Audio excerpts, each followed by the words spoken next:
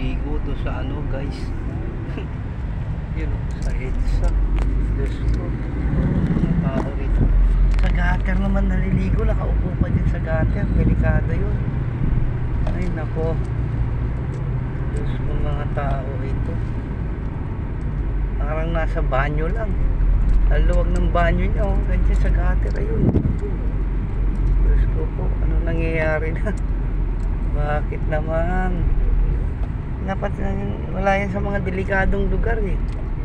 Inaalis dapat yan oh guys. Oh, kung sino man MMDA dyan, tanggalin nyo yung mga taong ganyan dyan sa nasa highway eh. Naliligo, mantakin nyo sa gutter pa nakaupo sa kumukuha ng tubig.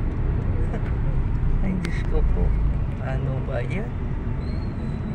Ay Diyos ko Lord.